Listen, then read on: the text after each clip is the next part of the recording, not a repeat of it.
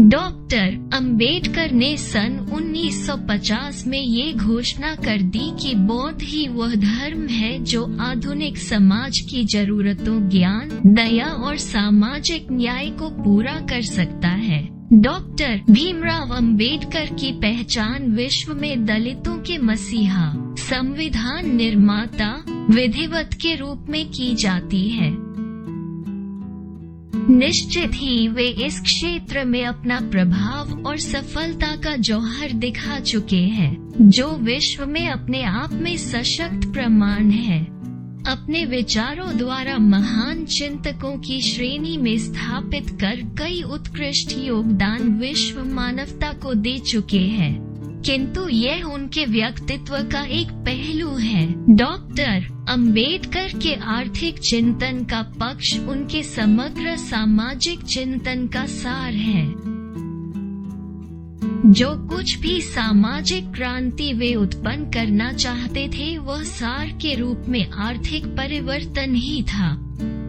अंबेडकर के जीवन का ध्येय शोषित तथा दलितों के सामाजिक, राजनीतिक तथा आर्थिक हितों की रक्षा करना था और ये उद्देश्य राज्य की सहायता के बिना संभव नहीं था। अतः अंबेडकर ने राज्य समाजवाद का रास्ता चुना। राज्य समाजवाद। डॉक्टर भीमराव अंबेडकर का मानना था कि भारत के द्रुत औद्योगिकीकरण के लिए राज्य समाजवाद आवश्यक है। व्यक्तिगत उद्योग ये कार्य नहीं कर सकते और यदि उन्होंने किया भी तो ये संपत्ति की ऐसी असमानता पैदा करेंगे जैसी यूरोप में पूंजीवाद ने पैदा की थी। अंबेडकर समाजवाद की परिभाषा अनुशासित औद्योगिक अर्थव्यवस्था के रूप में कर रहे थे। उनके राज्य समाजवाद के मुख्य प्रस्ताव थे 1. मूल उद्योगों का राज्य स्वामित्व तथा राज्य द्वारा प्रबंध, मूलभूत उद्योगों पर राज्य का स्वामित्व, मुआवजा देकर राज्य को जमीन अधिग्रहण करने का अधिकार और गांव में खेती के लिए उसे बांटने का अधिकार या किसानों का उस जमीन पर सामूहिक खेती करने का अधिकार। ये सारे कार्य सरकार द्वारा निर्धारित नियमों तथा निर्देशन के आधार पर संयंत्र होंगे। सामूहिक खेती द्वारा प्राप्त उत्पादन हिस्सों में विभाजित कर काश्तकारों में बांटा जाएगा। ये भी जोड़ दिया गया। 2. जमीन ग्रामवासियों को बिना किसी जाति या पंथ के भेदभाव के दी जाएगी। यह इस प्रकार से बटेगी कि न कोई जमींदार होगा, न कोई काश्तकार, न कोई भूमिहीन मजदूर। 3. राज्य का दायित्व होगा कि वो इस प्रकार की सामूहिक खेती को वित्तीय सहायता दे, खेती के लिए पानी का प्रबंध करे तथा पशु, खाद, बीज तथा खेती के औजार दे। राज्य फिर लगान लेगा, मुआवजा देगा और पूंजीगत निवेश के लिए धन देगा। अंबेडकर अपने इन विचारों में उस सीमा तक नहीं गए जिस सीमा तक वामपंथी जा रहे थे। डॉक्टर अंबेडकर परंपरावादी समाजवाद एवं साम्यवाद संबंधी विचारकों की मान्यताओं एवं सिद्धांतों से सहमत नहीं थे।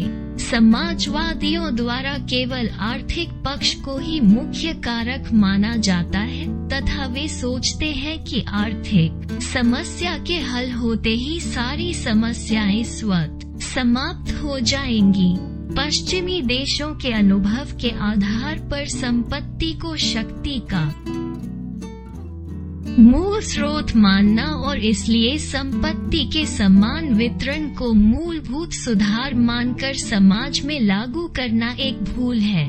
डॉक्टर अंबेडकर की मान्यता थी कि धर्म, सामाजिक स्थिति और संपत्ति तीनों समान रूप से शक्ति और सत्ता के स्रोत हैं। इसलिए सामाजिक एवं धार्मिक सुधार किए बिना आर्थिक सुधार लागू करना कठिन है एवं इससे मानवाधिकारों की स्थापना असंभव है।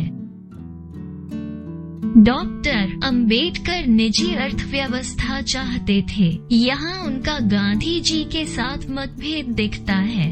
दोनों के बीच भारत के विकास मार्ग को लेकर भी विरोध सामने आया। महात्मा गांधी गांवों को केंद्र में रखते हुए विकास मॉडल के समर्थक थे, जिसमें औद्योगिकीकरण की अनदेखी करते हुए राम राज्य की स्थापना की जा सके, जबकि डॉक्टर अंबेडकर आर्थिक विकास के लिए औद्योगिकीकरण को महत्वपूर्ण मानते थे। उनकी बहस राज्य समाजवाद को लेकर थी। हालांकि बाद में उन्होंने उद्योगों में कुछ तरह के निजी स्वामित्व को भी स्वीकार किया। उनके मुताबिक गांव आदर्श नहीं बन सकते, वह पिछड़ेपन परंपरा दास्ता के परिचायक हैं।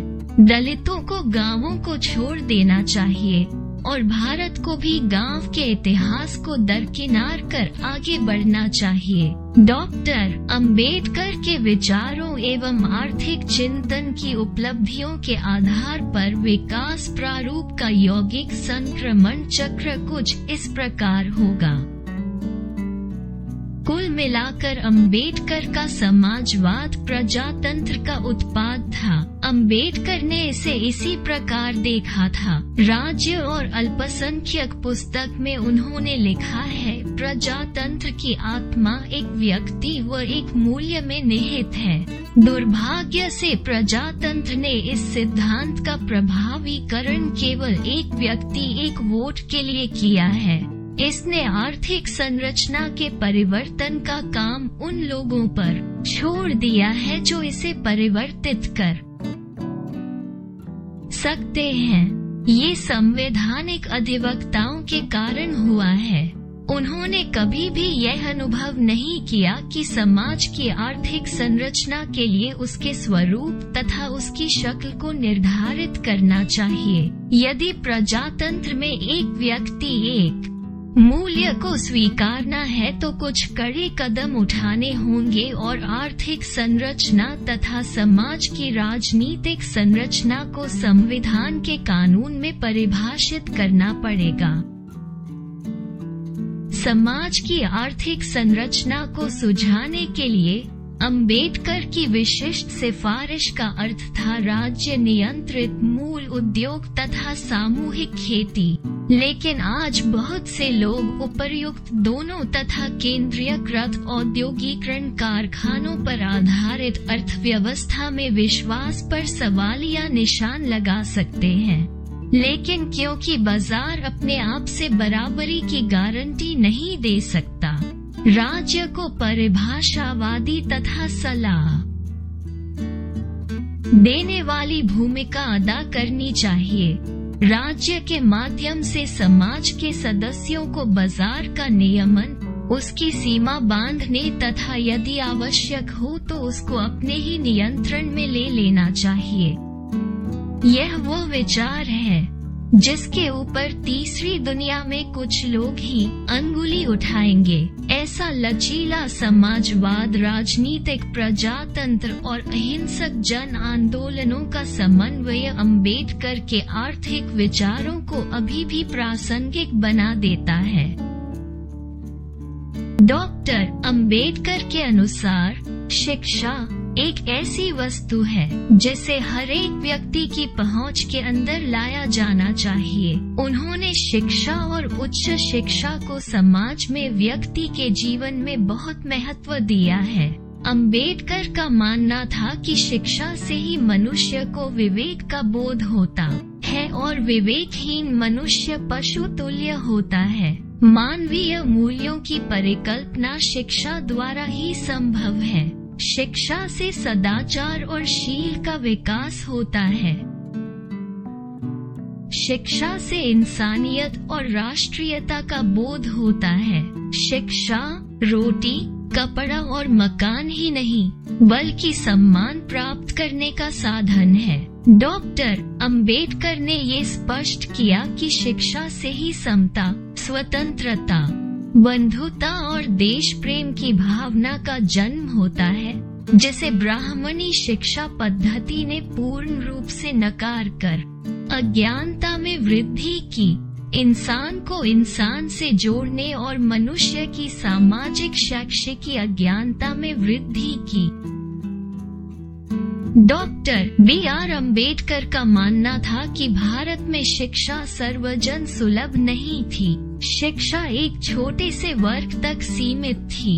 ये कभी भी बहुजनों का अधिकार और अवसर नहीं रही। वस्तुतः चातुर्वर्णीय व्यवस्था में एक ही वर्ग शिक्षा प्राप्त कर सकता था और बाकी जनता इससे वंचित रखी गई थी। उनका मानना था कि अस्पृश्यों के अधोपतन का एक कारण ये था कि उन्हें शिक्षा के अधिकार से वंचित रखा गया।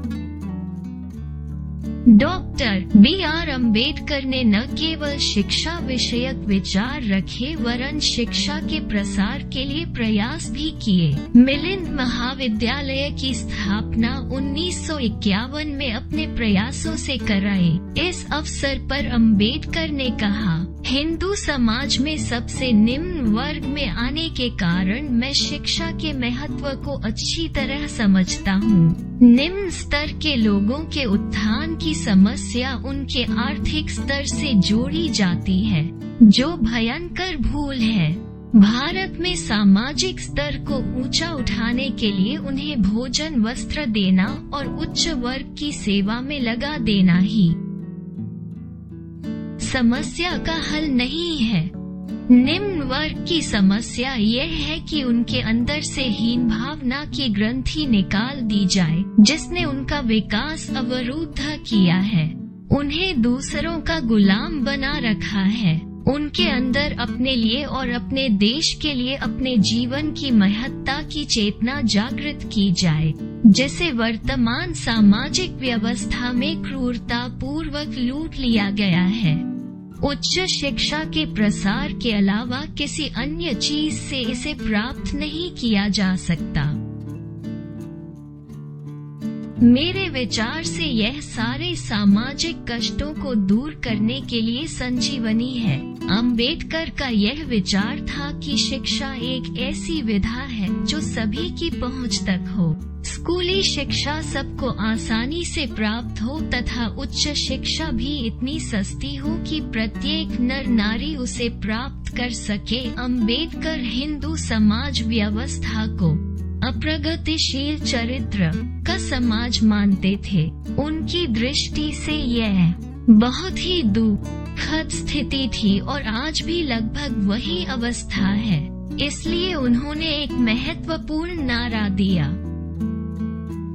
शिक्षित बनो, संगठित रहो और संघर्ष करो। ऐसा होने पर ही सभी सामान्य स्त्री पुरुष, विशेषतः दलित व उपेक्षित वर्ग, बराबरी का दर्जा हासिल कर पाएंगे और समान अधिकारों को प्राप्त करने में सक्षम हो सकेंगे। इसी दिशा में अग्रसर होकर वे समाज का प्रगतिशील चरित्र सुदृढ़ बनाने में सफल होंगे। डॉक्टर अम्बेडकर की राय में ये सरकार का दायित्व है कि प्रारंभिक शिक्षा सभी बच्चों को सुलभ हो।